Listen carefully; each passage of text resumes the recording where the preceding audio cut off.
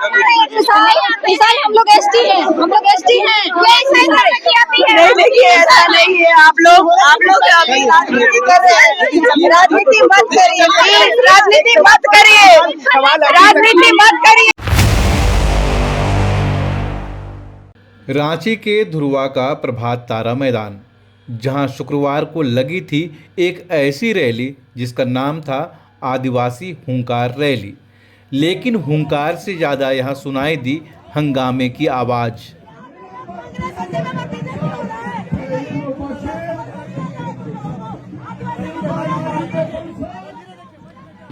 कुर्मी समाज को एसटी सूची में शामिल करने के विरोध में यह रैली बुलाई गई थी, पर रैली के बीच में जो हुआ उसने आदिवासी राजनीति की परतें खोल दी।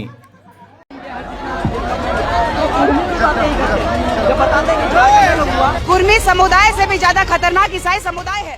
झारखंड की राजधानी रांची के धुरवा इलाके में हजारों की भीड़ जुटी थी।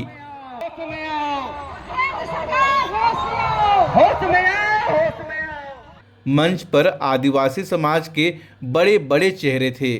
कोई गले में गमछा डाले बैठा, कोई भाषण की तैयारी में, और बीच में एक कुर्सी ने पूरे मंच का संतुलन बिगाड़ दिया।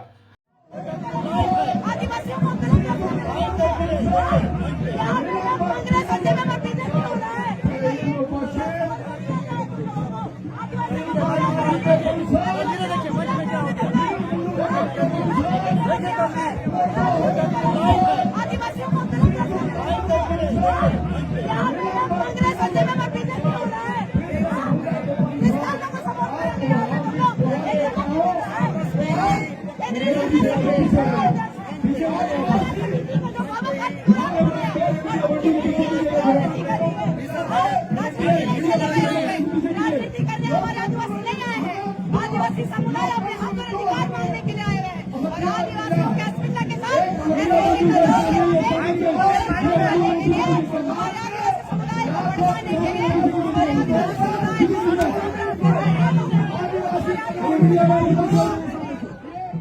आदिवासी नेत्री निशा भगत मंच पर पहुंची। उन्होंने कहा, मुझे बैठने के लिए एक कुर्सी दीजिए। अब सुनने में तो ये बात सामान्य लगती है, लेकिन मंच पर बैठे कुछ नेताओं को शायद ये कुर्सी की डिमांड राजनीतिक टक्कर लग गई। कुर्सी को लेकर बात बढ़ी, आवाज़ें ऊंची हुई और फिर वही हुआ जो नहीं होना चाहिए था। निशा भगत और फूलचंद तिर्की को मंच से धक्का देकर नीचे उतार दिया गया। मौके पर अफरा तफरी मच गई। कई लोगों ने बीच बचाव की कोशिश की और तब तक आदिवासी एकता की तस्वीर दरारों में बदल चुकी थी। राजनीति मत करिए, राजनीति मत करिए।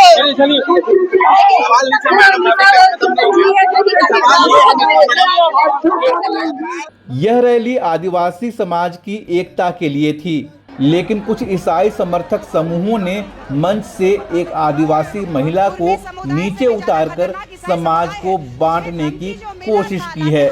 निशा भगत का आरोप था कि मंच पर धर्म और राजनीति का मिक्सचर चल रहा था। आदिवासी समुदाय के लोगों को भाजपा के चुनाव के लिए भेंट चढ़ा दी गई है। ये लोग धर्मांतरित ईसाइयों के द्वारा ये लोग देखने के भेजा गया है। देखिए, भेजा गया है कि अभी किसी क्रिश्चियन को देखिए, आपको कोई बात नहीं है मीडिया को मैनेज करने के लिए। कभी भी मैं ईसाइयों के फेवर में नहीं रही हूँ। लातेहार में मुझे धमकी मिला था कि ईसाइयों के खिलाफ बोलोगी तो नहीं आने दिया जाएगा। मैंने समाज के अगुवाओं को भी कहा था, ये राजनीतिक पार्टी के लोग कर रहे हैं, यहाँ नहीं होना चाहिए। लेकिन सभी लोग समाज के अगुवाओं ने निर्णय लिया था कि इसको समर्थन देना है, क्योंकि अजय दिग्विजय को हम समर्थन नहीं दे सकते हैं। तो अभी जो देखने को मिला ये बहुत ही भयावह। ये लोग आज तक राजनीति में कुछ भी नहीं कर पाए और आज जो दुल्हन की जो आदिवासी बेटी उनको राजनीति का दमचा दे दिया जा रहा है, जबकि मैं केंद्रीय सरना समिति की महिला अध्यक्ष, राष्ट्रीय अध्यक्ष जो महिला प्रकोष्ठ की, और ये लोग जो आज जो इन लोगों ने दिखाया है, इन लोगों का चरित्र पूरी तरीके से साफ साफ दिख गया है कि इन लोगों की वजह से आज तक झारखंड राज्य में विकास नहीं हो पाया। इन्हीं लोगों की वजह से झारखंड का विकास में बाधा हुआ है। मानना पड़ेगा।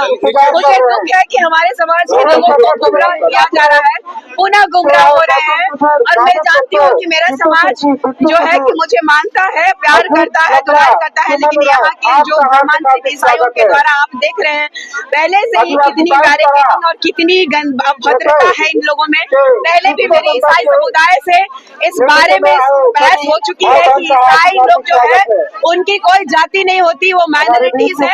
मैंने कहा है, जिस तरीके से मैंने उन लोगों का उजागर किया था, पर्दाफाश किया कि ये सनातन धर्म के लोगों को बेइज्जत करते हैं, उनकी देवी देवता विश्वास करते हैं, तो ये साबित हो गया कि एक आदिवासी रूढ़िवादी बच्चे को इन लोगों ने दरकिनार किया। और हमारे केंद्रीय अध्यक्ष, जो केंद्रीय सरकार समिति के अध्यक्ष फूलचंद कीर्ति जी को भी नहीं जगह दिया इन लोगों ने। ये समाज का नहीं था, ये लोग अपना सिर्फ चेहरा चमकाना चाहते हैं। और अभी जब बुढ़ापा में ये लोग ने राजनीति आज तक नहीं चमका पाए, सोच लीजिए शिक्षा मंत्री रहते हुए भी। और आदिवासी हितों की आवाज कहीं कुर्सी की खींचतान में दब गई, यानी आदिवासी हुंकार रैली अब धार्मिक खेमेबंदी में बदल गई। अब बात करते हैं पॉलिटिकल पिच की। झारखंड की राजनीति में आदिवासी पहचान एक बड़ा मुद्दा है। कुर्मी समाज को एसटी दर्जा देने का विरोध केवल सांस्कृतिक नहीं बल्कि राजनीतिक शक्ति संतुलन का मामला है। अगर कुर्मी समाज को एसटी का दर्जा मिलता है तो आदिवासी राजनीति की गणित बदल जाएगी। और शायद इसी डर ने रैली को फूंक से हंगामा बना दिया। सोशल मीडिया पर इस रैली के वीडियो जमकर वायरल हो गए। किसी ने लिखा, आदिवासी समाज में फूट डालने की कोशिश हो रही है, तो किसी ने कहा महिला नेत्री को मंच से धक्का देना शर्मनाक है। अब बड़ा सवाल, आदिवासी एकता की बात करने वाले लोग अगर मंच पर ही एक दूसरे को धक्का देंगे तो फिर समाज में एकता कैसे बचेगी?